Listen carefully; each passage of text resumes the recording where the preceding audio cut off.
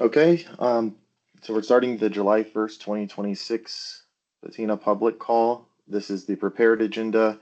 If anyone has any questions, feel free to interrupt me. I kind of just prepare this agenda to also just keep us going throughout the meeting with a conversation on a lot of the work happening. But if you have any questions about like just stepping back and looking at the way that these items are being done in particular, like maybe the way we're tracking it, or just questions about the more context about a work item or something like that. The point of this meeting is to be able to have those kind of conversations. So feel free to stop me if you have anything like that. And before we get going through this, does anyone have anything that they would like to talk about today?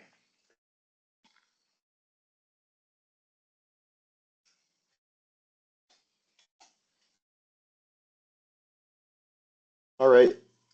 If not, then I will begin by saying that last week, a few people that are in the project, we had a UEFI forum Bright Talk called "The State of Rust in UEFI" in Q&A.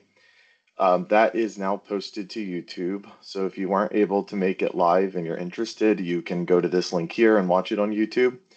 In addition, this Bright Talk link has the slides as well. There was like a brief presentation before we started the Q&A portion of the session, and the slides for that presentation part are on this Bright Talk link here. Again, this call and others are on the community calls playlist in case you're ever interested in sharing them or going back to view them. They are available there. And then I will start with the RFCs. RFCs, for those that have not joined the meeting before, are a way that the Patina project, it's a process we use. It's fairly common, especially across, it seems like Rust projects, but it allows people to be able to propose an idea and get feedback from the community on that idea. We have an RFC template that is used where people can fill out that template. It kind of just provides a standardized way to present the idea or the topic. And then we give feedback, and ultimately we move that along to either an approved or a rejected state. At this point in Patina, and just in case people aren't aware, we've had about 30 RFCs. Um, so we've been doing them for a while. We have a number of them. And if there's a topic that comes up, we may point you to an RFC or something like that. So they're all stored in an RFC directory in the main Patina repository. So this first RFC here is we have this, we have a, whenever we were creating Patina, we had um, crates that we used to organize the code. And we found that there was some code that we wanted to track in a fairly isolated view. Like, let's say we had CPU code that we didn't really expect anyone to use externally. It was more general CPU code that was meant to be used in like the core of Patina or something like that.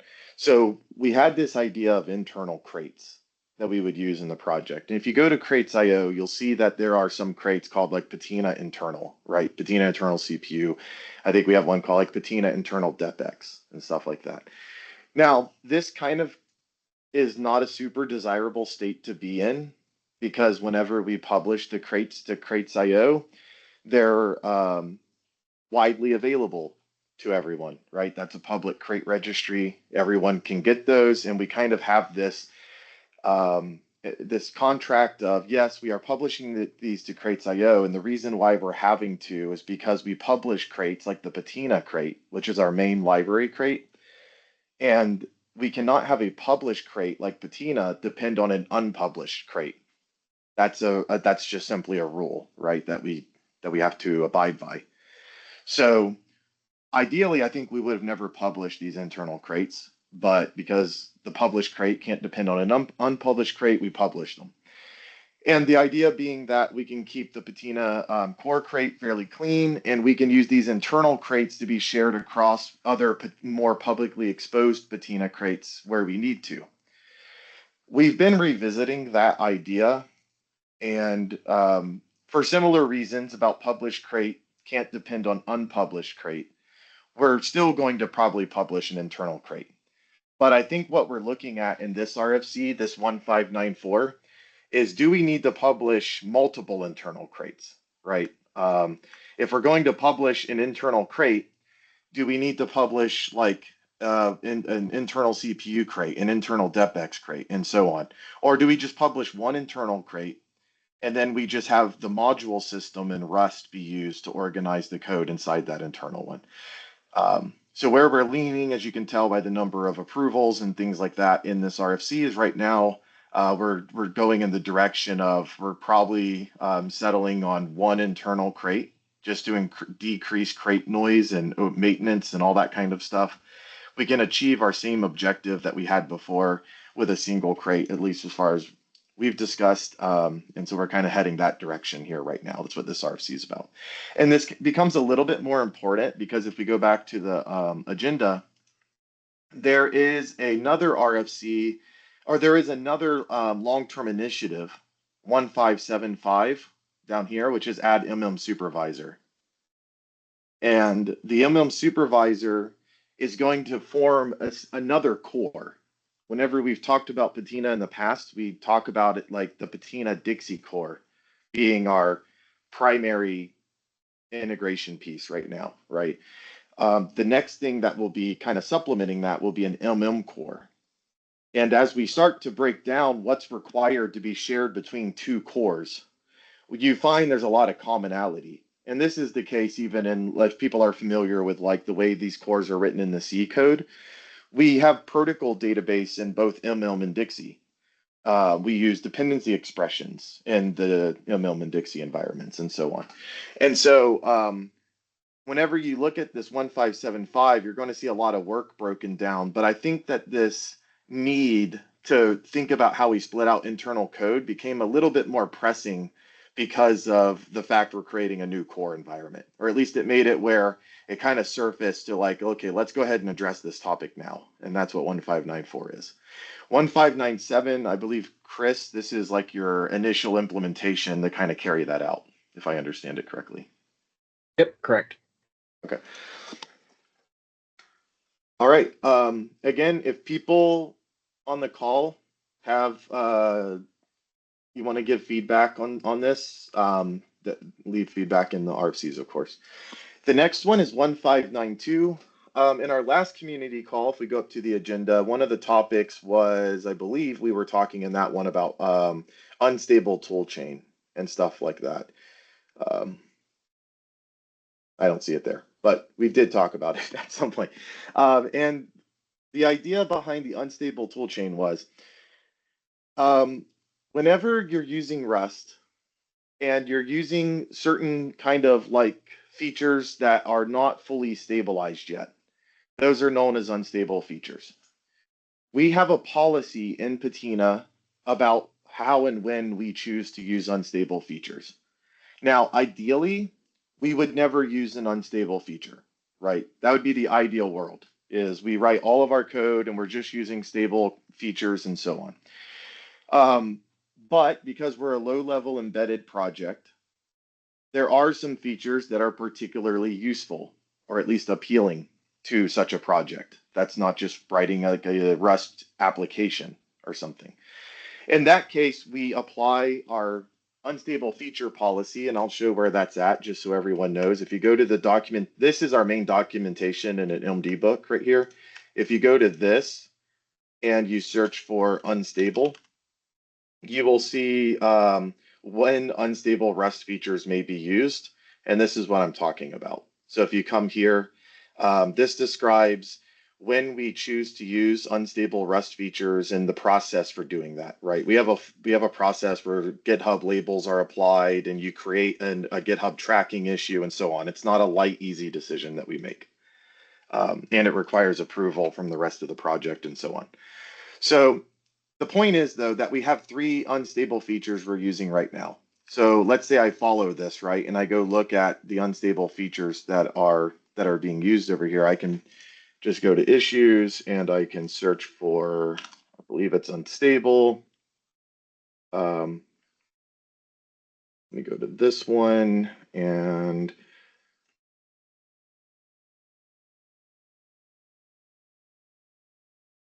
maybe it's not unstable. It might be.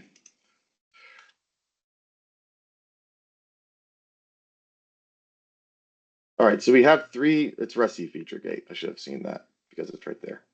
Um, so we have three unstable features that are active at the moment. We have C variadic, and we use C variadic because we have to support UEFI specification APIs like install multiple protocol interfaces and uninstall multiple protocol interfaces and so on, right? It's not that we are wanting to be adventurous and support variadic APIs. It's kind of more that it's forced upon us. Um, and so we use this variadic feature because we believe this is the safest way to support C variadic APIs. Our alternatives would be we could go write custom assembly if we wanted to handle this, and then we wouldn't be using an unstable feature. We could write some type of swizzling thing that would account for n number of parameters and then like typecast it into the right number of parameters on the fly or something like that. We consider all of that to be more hacky and be more messy and error prone than simply using the upstream code that is currently marked unstable. So that's why we use cvariatic. If we go to allocator API, this one here is one that we use to, because we have a custom allocator, probably not surprising that we have that. This allows us to use certain Rust features and types that use that allocator in a natural way, um, such that we can write pretty ergonomic Rust code. We've considered that useful, and so we have allocator API. If we go to coverage attribute, this one here is, we put a big emphasis on unit testing. If you go to look at our test coverage, you can go to the main page and you'll see it, we track it in real time. And right now we're at 87%. So to the project, code coverage is very important. We make sure that we hold the line on this code being tested. And what coverage attribute provides is it gives us the ability to disable coverage on certain like functions and things like that. So if we're writing a function that is just purely hitting hardware or something like that, right? Like it's just running a bunch of CPU instructions to manipulate hardware state. That's probably not something that's super meaningful to unit test. Maybe you could stub out CPU instructions and all that stuff, but that's a case where, again, as a low-level project, we're going to sequester functionality into certain functions that are probably not super suitable or meaningful to unit test. And what this gives us the ability to do is we can say coverage off on those functions, and then instead of having noise in our coverage test results, like that we have untested code, we can simply say we're ignoring that code. And then it gives us more meaningful coverage data. So whenever we see we're lacking coverage somewhere, we don't have to say, oh, is that because it shouldn't be tested or is it because we just need to go test it, right? It helps answer that question. So those are the three unstable features we have. Whenever this project started, we were using a lot more unstable features. We've put significant time and effort into decreasing the number that we use. But tying that all back now to this RFC. So whenever you use an unstable feature, the two ways you can do that in Rust are you can use the nightly toolchain, which is built nightly from the Rust main branch, or you can use the stable toolchain and you can set this Rusty bootstrap variable. And what this is telling the stable toolchain is that I want to use unstable features even though I'm using the stable toolchain. Now, if you go look up the documentation for this, that's kind of considered taboo because this is a feature of the compiler that is meant to be used by the Rust compiler team. It's not largely intended to be used outside of that. And I have a link in here to documentation, I believe, for that. But the main point is that it's kind of not considered best practice to use this. And so whenever we started the project, we did use Rusty Bootstrap. Then we realized, or didn't realize, we kind of went the other direction on this, and we said, hey, everyone is saying this is not the right thing to do. If you're using unstable features, you should be using the nightly toolchain. You should not be, quote unquote, using a hack in the stable toolchain. So we went to the nightly toolchain. We've been using that since the time of that decision. But for the reasons stated in this RFC, and we've talked about in, I think, prior meetings, there are some significant downsides to using the nightly toolchain for a project like Patina. In particular, we found that nightly toolchains are unsurprisingly unstable. So whenever we use them, sometimes functionality is broken or something like that. And that's a big disruption to our project because if the nightly toolchain doesn't work with Rust Analyzer or some other flow that we're using, we have to immediately fix that, right? It's not like we just say, okay, well, that didn't work out. Let's just deal with it. We have to go find a new nightly. And if that nightly has a problem, we're playing whack-a-mole at that point. The other issue is that these nightlies keep picking up new code. That's the whole point, is that they're being built off an active branch. And so they're pulling in new language functionality and new capabilities that we might not want to have in Patina. So someone might start using something that's in a nightly toolchain that we're not really intending to use. We might say we're on Rust 1.96, and maybe the nightly has pulled in something post 1.96, and someone writes Patina code for that. That's not great because we're telling people that that 1.96 is what we support, but now we're writing code that will break on 1.96 because it's using something in a nightly that's not intended. The other problem is that people that build production firmware cannot use nightly toolchains. At least in most, like that seems very unreasonable, right? Most release processes at most companies that at least I'm aware of and have been brought to our attention have a pretty strict policy that you cannot ship on a nightly toolchain. That's so whenever we use nightly as an upstream, this creates confusion to people because now they have to map back the nightly we're using to a stable tool chain. And wouldn't it be more straightforward if we just use stable and then they could just use the exact same stable tool chain we're using, right? So for those reasons, this RFC proposes we go back to Rusty Bootstrap equals 1. Now, I've said this in the RFC and before, as a project, our long-term goal is to not use unstable features so we don't run into this problem. But the reason why I spent so much time talking about the unstable features we use and why we use them is because I want to show what the path is to get to that point. Leif? Yeah, just maybe a dumb question since I'm fairly recent to Rust, but what I find in general is that whenever you try to do anything that's not trying to run applications under an operating system, anything you find tells you you have to use nightly and so on. And because I'm new to Patina as well, what's the mechanism by which you could use a stable to build firmware other than this? Like, how would you? How, is that even possible today? So today it's only possible by setting this Rusty Bootstrap variable. Right. Um, the other option is we drop the unstable feature usage, right? And I think if we get to that point, we have those tracking issues, so we can try to get there. If we get to that point, I think we've decided that we will try to drop this Rusty Bootstrap thing so we can make it so that if anyone does accidentally pick up an unstable feature or something, we would know because the compiler would essentially tell us like, hey, I don't support that with the stable Right, because toolchain. that's clearly desirable. But Yes. yeah, okay. Yeah, and where we control this, just so people know, like let's say, so I created this RFC, right? If we approve this RFC, where I would update this is on my fork now. Where I would update this is we have a file called rusttoolchain.toml.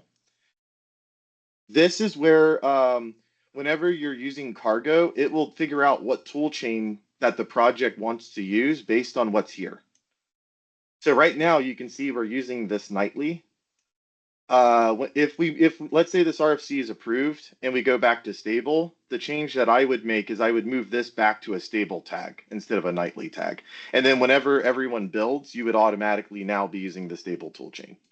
And then we'd update a file to set the environment variable so that whenever you build, it would be set for you, and you'd kind of be transparent to everyone. Oliver? Yeah, just a couple other notes here on that point, right? So, Rust for Linux, Firefox, Chromium, they all ship with Rust C Bootstrap, right? So just it's a reality of working with Rust, like you're saying, and particularly low level Rust, although obviously even Firefox and Chromium rely on it. I will note that for the features we have, we are fairly close. Like we have hope that within, I'll throw out a number, but within the next year, we will see the feature stabilize. Or so coverage attribute is only for code coverage, right? Obviously, that's not hugely critical and it's not endangering production code. The C variadic has already stabilized. It's just in this finishing off period where it's getting officially merged in, but like it's already all been checked in and stabilized. So that one we have no concerns on. And then allocator API, they made some major progress at a Rust conference earlier this year and made a new push to get it checked in. They discovered one additional issue in some code totally unrelated to what we use. They were concerned about. They made a fix, but they want a little more time for that fix to bake before they stabilize. Anyway, point being is for the existing set, it looks very promising that we can move past this soon. And then the last thing I'll note is there's also been concern by people. It's like, well, when you set Rust C Bootstrap, don't you then enable every unstable feature? And the answer is no, you don't have to. You can explicitly say, hey, I only want to turn on these 3 features, right? And so that's what this RFC will also be changing and recommending. Okay, good. Thanks. Joey? I also just want to mention that. Oh, go ahead. Sorry. I can talk later. Answer that question. Sorry, I forgot to raise my hand. Just follow up with Oliver. How do we enable just certain features with Rust C Bootstrap set to 1? So let me get the link for it and drop it.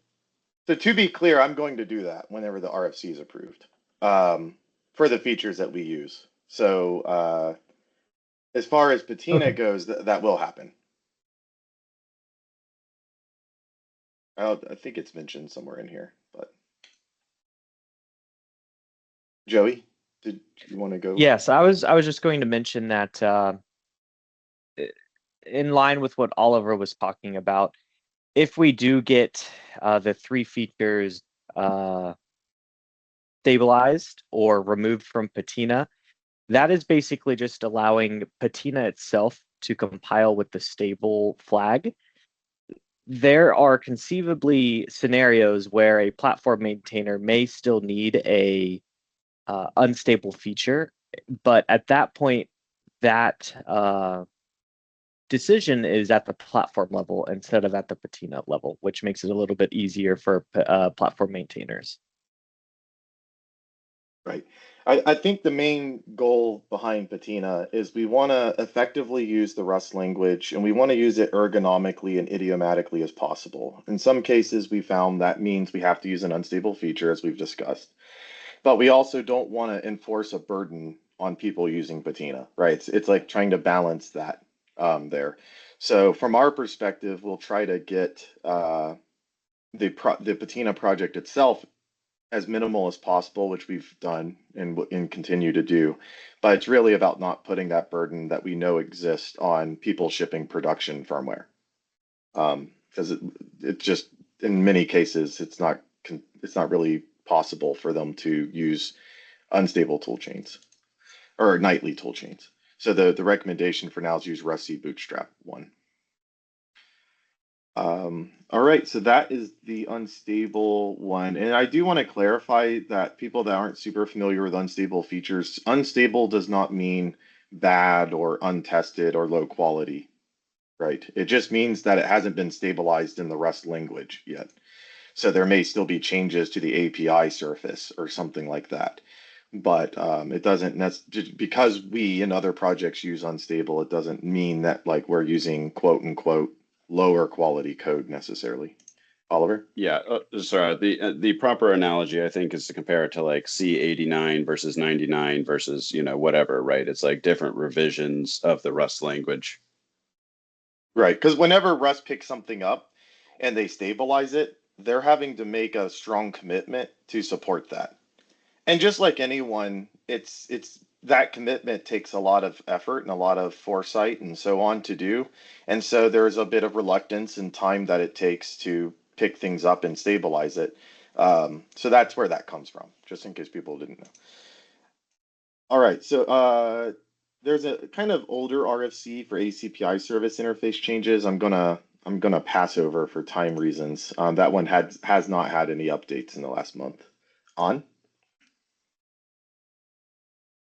Sorry, for the first bullet, regarding the merge the common code into a single library crate. The code that you mentioned here, is that in the SDK or is it more in the core of Patina?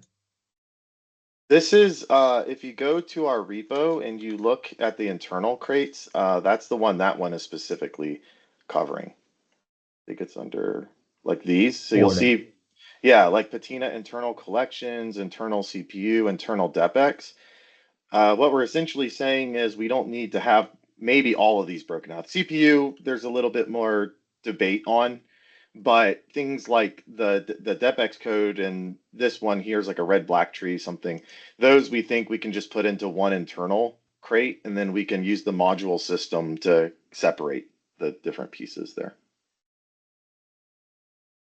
Okay, and currently you are publish all of these in separate crates or Yeah, every crate in the repo is published right now. okay.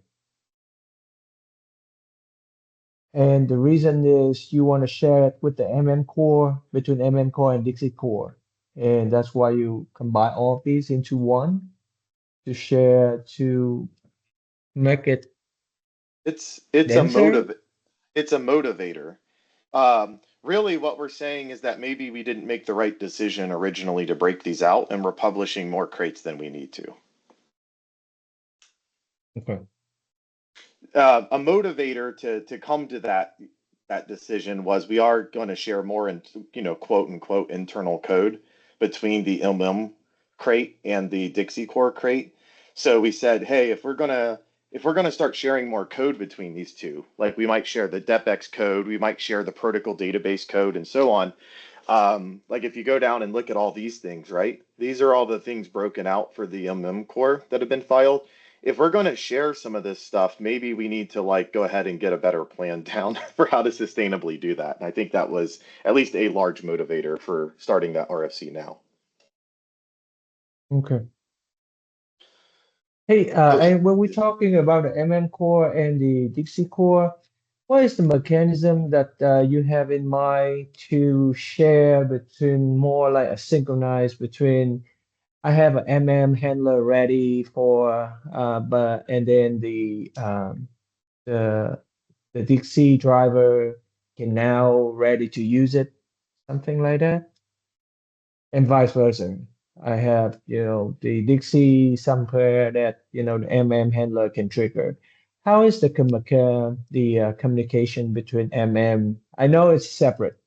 If you want standalone MM, but how is the way that you can handshake or some synchronized way between MM and Dixie? I know it may be out rush, but with your MM core, I think you are implement a uh, have a new project way of MM, right? It's not the EDK2. I think it's still EDK2 compliant MM or PI compliant MM, but it's a version of the new project.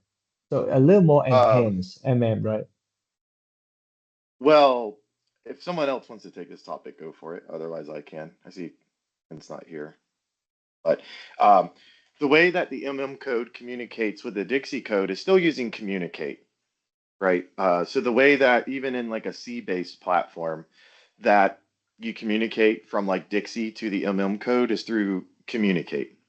Um, and so there will still be the communication table that is published that describes the communication buffers available on the system, and the communicate protocol and that kind of stuff will still be available in order to do that. So from a Dixie perspective, that will look largely the same. What the supervisor breaks down is it has a user communicate buffer and a supervisor communicate buffer. But things like the UEFI variable driver, that goes through the user buffer because it's not part of the core environment, right? So the main idea behind the supervisor is to separate what is considered core within to separate what is considered the core at supervisor level and privilege separation from the rest of the drivers that are operating at user mode. And so whenever a driver like the variable driver is running, that's not core code, right? That's just an driver. That's one of many drivers possibly running against the core. So whenever variable SMM runtime Dixie or whatever your wrapper is sends that communicate call, that will go over communicate to that driver just like it does today, and the variable driver will work like it is. So I think from like an overall user perspective, in which all the code is here, there won't be any significant change that I'm aware of. And sorry, I see Quinn, you're here now, so you can or maybe I missed you the first time, but you feel free to add to it. No, I just joined, so I only heard some part of your statement. So I think that makes sense. Is there any specific questions? So the communicate, I understand, but then communicate is kind of expecting the handlers already available in the But how does the let the Dixie know that the handler is ready? Now I can handle it. You go ahead and communicate to me. How does it done with the standalone So I think this is just a general like standalone PI spec question, right? Is like Right.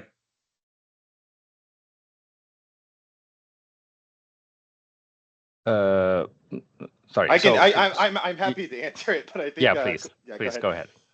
Okay, so whenever we launch today, I think you're talking about like on an x86. You're mostly focused on like x86 platform, is that right? Because that's what I can speak to. On x86, yes, but it carry onto the other architecture like ARM as well, because that's where we really miss when we have what we implement the ARM architecture. That's where we say, oh, we cannot do what we used to do with x86. But we didn't have we were using traditional on x86, and when we move into standalone that's where we saw the problem. And we had to add all kind of workaround for that. But then I just try to figure out what industry is doing. How do they work around this problem? Okay. I think this might be a topic that just because of it being kind of more like outside Patina directly and being more PI spec related, maybe we can address outside the meeting because I think we could spend a lot of time here talking about the standalone MIM flow. We're definitely we have a lot of people on the team, myself particularly on the x86 side, and many other members that have worked on x86 and ARM standalone MIM that can help clarify things there, or at least provide our experience. But I think that one we might go down a long road in in this meeting. So I understand. Okay. Just real quick, I'll also note, and I'll drop some links, right? But like our virtual platforms, and there's a flavor of OVMF that use standalone those can be very helpful to look at and get some easy experience with. I'm tempted to go down all the different IPL launch points in the way that we hook up the Dixie code to the code and stuff, but we'll spend a lot of time on that. All right, so moving on. We have two active work items. 1596 is we have this component system that uses dependency injection in order to launch pure Rust code. For people that are familiar with it, great. But if not, this was mentioned at the Bright Talk if you were there. And we basically had two ways to dispatch code. One was we dispatch like firmware volumes and kind of PI level dispatch where we're operating like the normal C Dixie core. And the other way was that we dispatched Rust code that was compiled monolithically into this binary that is the Dixie core. That monolithic way is called the component system. And this change here is just making some refactoring changes to the way we do parameter validation. So nothing functional is changing there. It's just cleaning up some code that we had in the past. But we use this UART 16550 crate. This is a third-party crate for our UART support, and the maintainer of that crate has helpfully come and help us update to the new version of it. So we're working with that maintainer to get the crate updated based on their latest update there. Some notable recently closed items are whenever we first started working in Rust, we have this project called Mu, and we put some Rust code there initially. And we decided that wasn't the right direction. It was good for like some initial experimentation, and it helped kind of like orient us on the path to Patina and things. But we've always had a little bit of lingering code. Like we've been reducing the amount of that code that we reference in Patina over time, and we had some lingering references sitting around. So 1589 completely cuts those. So as of PR 1589, we have cut all of the references to Mu code from Patina.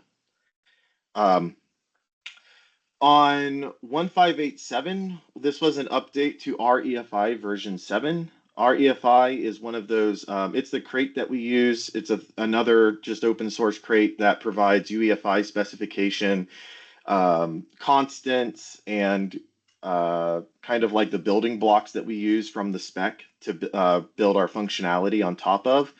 There was an update to version 7 that we took there, and that was in 1587. One of the problems that you run into, and this is true on the C Dixie, this is talking about 1552. One of the problems that you run into on any time you're doing like a Dixie dispatch is you have some drivers that are not dispatched. And because we have a dependency expression system, you have to go and figure out why those didn't get dispatched. Maybe they had the dependency expression will account for what needs to be present or satisfied for the dispatcher to load that driver, but it's often people are probably familiar with having to go back through and figure out like, well, why didn't my driver get dispatched? And what we were focusing on in 1552 and 1574 is to get a cleaner way to show that. And so 1574 was the final version of this. And what it looks like is whenever we get to a point of boot that we've realized we aren't going to dispatch a driver, we'll output something like this now. And so it will give the name of each driver that was not dispatched. It will give its module GUID, and it will give the protocols that are part of its expression. And for each protocol, it will say whether the protocol was present or not present. And then it assigns a number to that protocol so that it can rebuild the expression and show what was expected, right? So this way, in most drivers, we just do ands. Like we'll say all these protocols need to be present to launch this driver, but it's possible that you could have a dependency expression that has an or operator or a not or something like that. And the point of this is we're trying to provide a very clear report of what got dispatched or what didn't get dispatched and why it didn't get dispatched. And this is our latest kind of effort in doing that here. All right, so that's that one. And going along with the nightly toolchain update, we did update to 1.96 nightly. On? Regarding the dependency, does it only work if I use the Rust Dixie core? That output, yes. Because that's part of the dispatcher module in Patina. Okay. Got it. One of our small value adds to try to get people to move over. All right, so then in 1563, there is the Illness RV workflow. One thing that was added since the last meeting was as a project, we have to keep track. If people are working like Python, you're probably familiar with the concept of minimum supported Python version. This is the version that you can support a range of different Python versions, but you will at least work back to that version. In Rust, we call that the minimum supported Rust version, or MSRV. And one thing that was added was a workflow that will use if you go back to that file where we track the toolchain, a new field was added in here called MSRV. This is custom to Patina, but it's used to help enforce this. And we put what version, what toolchain we go back to for support, and then we actually verify this in CI. So right now, for example, if you go to our cargo.toml file, that's the place where you officially put your MSRV.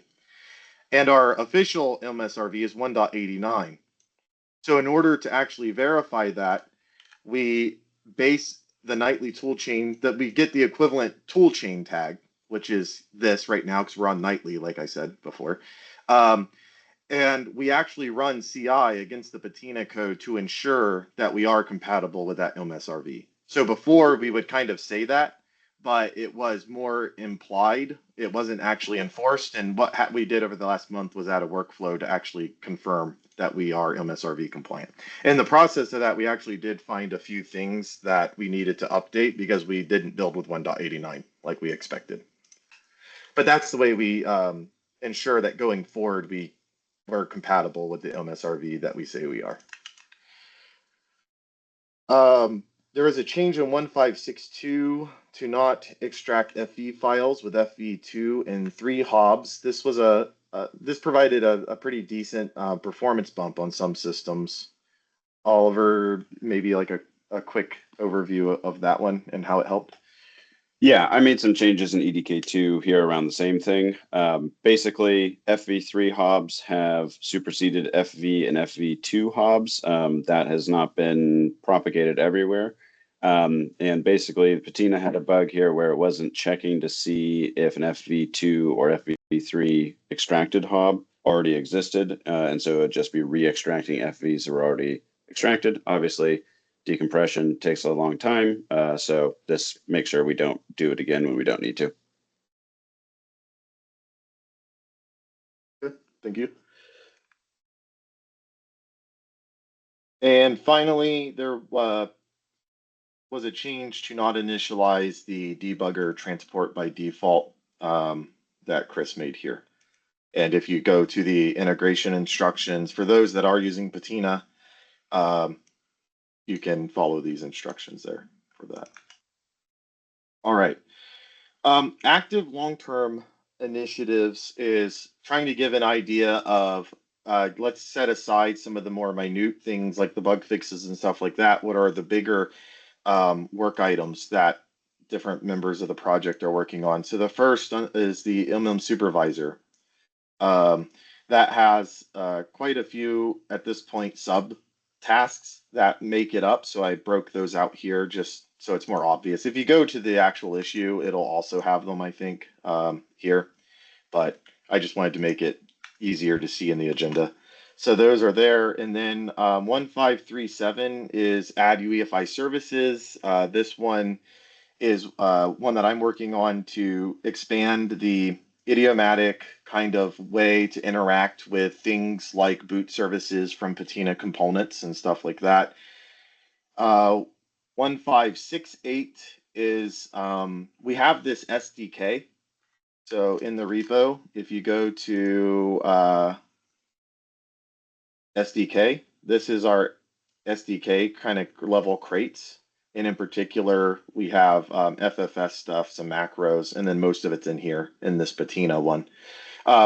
What this item is tracking is refactoring this SDK to make it easier to use, just make it be organized better. Honestly, we probably have learned some things from the last time that we really sat down to think about how to organize that code. We can do it better. And we probably can also take some of our experiences of enabling a few platforms and stuff like that and so on to make the SDK just be cleaner, easier to use, and more ergonomic and probably safer Rust code and so on. So that's all tracked here in 1568. We do have performance support in Patina. So one of the things we support is there's a component called the performance component that kind of implements what is a lot of the performance Dixie core lib inside EDK2. So this is like the kind of functionality that would be directly linked against the Dixie core itself. We also believe that that needs to be refactored and revisited. And so 1484 kind of tracks going back and refactoring some of that performance code there. Now, one thing to mention about any issue that you see in Patina is we try to keep the issues very up to date in general. So if you go up to our issue count, we're at 105 issues right now. And those are not, at least most of them should not be stale. Like at least every other week, we go through and clean up issues, we close them, move them around, and so on. So it's a pretty active process. If you are interested in working on Patina and you're just looking for a place to start, feel free to go to the issues and just look for one that does not have an assigned person to it. So you can come here and you can go to assignees, no assignees.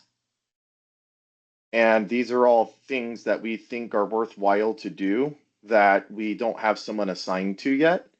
And you can feel free to take one of those up if you'd like to, or just leave a comment and say, I'm interested in this or something. So that's I want to mention that's a way to get started as we're looking through some of this.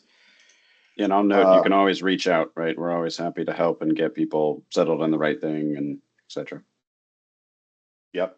Yeah. If you have a question, we try to also work on this repo. We try to make all the Patina stuff be in one place and be up to date and out in front of everyone. So if you do have like a question or something, it'd be best to start a discussion. So just go to this discussions tab and just ask the question there. And that makes it available for everyone here to see. We're all working because we're an open source community, right? So that just makes it where you can kind of everyone can see your question. They have a chance to respond. Maybe they have the same question and it helps them and so on. If otherwise, obviously file an issue or something like that if you have an issue to file. But the discussions area is a great place to just ask anything you'd like to there. I'm just going to wrap up the stuff I had on the agenda with this final section on Patina QEMU. So Patina QEMU is a repo where we use that as a development place to, whenever we write Patina code, every single change that goes into the Patina repository, we test against QEMU in the PR. So if you go to our PRs, and you take a look at some of the feedback that is given on them, like I'm just going to go to this one here, because it looks like it's passing. And you look, this is a comment here that will actually take the code that is being submitted to the Patina repository, and it will automatically apply it to both ARMvert and Q35, and then it will build that code, it'll build the Rust code, patch it into the ROM on those systems, and then boot it to EFI shell. And we track all the different parts of that process here, so we know exactly what was tested against this PR. But the point is, we are basically, in most cases, we are very certain that the changes have been tested against at least QEMU, because that's a required gate to even check the code in. And we also track the boot time here so that we can see if there's any obvious regressions to performance whenever code is submitted. So all of that is to say that we use QEMU for both local development and testing. It's a great way for us to be able to write Rust code, and within seconds we can, because we don't build the QEMU C code every time we test Rust code. Building the QEMU C code can take minutes. Whenever we test Rust code, we just build the Rust code, which is much faster. That's on the order of like seconds, usually for an incremental build. And then we take that built Rust code and we patch it into the ROM that already exists for QEMU, and then we boot that. So our total time from like changing a line of Rust code to actually testing it in QEMU can be like less than 30 seconds or a minute, depending on how long your incremental build's going to take and stuff. But the point is we use QEMU for that. That's used for local testing and development. We also use it for CI, as shown here, to verify that incoming changes don't regress performance. They not only build, but they still boot on at least ARM and x86 architecture. And we also use it as a demonstration vehicle to some extent. And this is meant to show, like, if we're making changes in Patina and you're maintaining a platform, this is some of the stuff you might need to do to use it.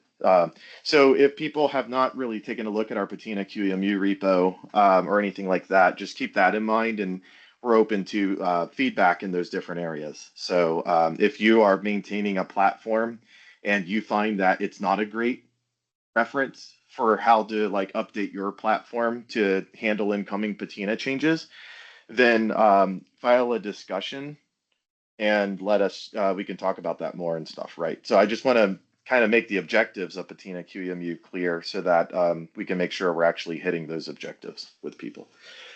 Anyway, we test that here. So that's something we do in PR just to verify things. And one of the things we did in Patina QEMU recently was Raymond in the call added TPM support there for the Q35 platform. So we're now testing with TPM enabled builds using the software TPM emulator and things like that. And then this change here also replaced, we've talked about that we were going to do this change in the last meeting, but it has happened since then. And that is replacing SBSA with ARMvert for our ARM64 emulation. All right, we made it through all the agenda stuff. We have a few minutes left. Does anyone have any topics they'd like to have? Does anything to discuss on? Yeah, it's just question, maybe feedback. The page that you are showing me is going with the order of the timeline. Is it possible to revert it so that we see the newest agenda first instead of the one in January or in February? This is just this is like an effect of the way that GitHub discussions work. And so I've taken the stance that I thought it was better to have all the agendas in one place so they're easy to find. Particularly if we have more discussions, you'd have to go jump around a bit more. I don't know if in here you can maybe go to newest. It looks like that works. So I think if you hit newest, it'll do what you're asking. Got it. Right. Yeah.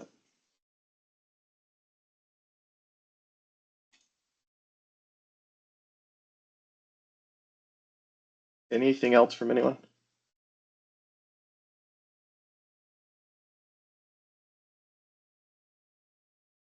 All right. If not, sorry, was some Daniel? I was just gonna ask. So this is the first time I'm looking at Q35. Is that a Microsoft addition to QEMU? It is not. A lot of our code is based on the EDK2 OVMF package code. It's derived from there. But it's not a Microsoft thing. Got it. Okay. I need to dig more into that. Appreciate it. Okay. Well, thank you for joining, everyone, and feel free to reach out to us if needed. Thank you. Bye. Thanks, folks. Thanks, everyone.